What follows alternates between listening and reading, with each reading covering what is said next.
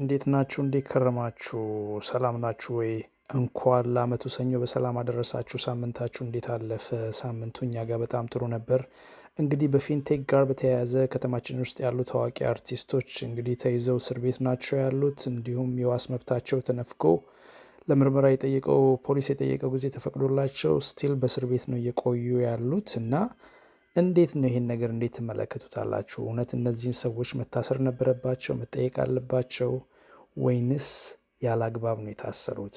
እንደዚህ አይነት ነገሮች ካሁን በኋላ እንዴት ነው ሃንድል የሚደረጉት? ሌሎች ማስታወቂያ የሚሰሩ ድርጅቶች ለሪል ስቴት ለተለያዩ ካምፓኒዎች ምን ግንዛቤ ማድረግ መቻል አለባቸው ካሁን በኋላ? ምክንያቱም እንደዚህ አይነት ነገሮች ካሁን በኋላም ለመፈጠር ምንም አይነት ላለመፈጠራቸው ምንም አይነት ዋስትና ስለማይኖረው እንዴት አድርገን ነው ልንገነዘብ የሚገባው?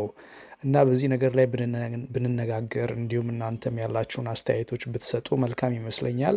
ዲስ ኢዝ ፖድካስት 1.7 ላይ ነው ይህንን ፕሮግራም እያስተላለፍኩ ያለሁት። እንዴት ናችሁም? እንዴት ከረማችሁ? ለዓመቱ ሰኞ እንኳን አደረሳችሁ።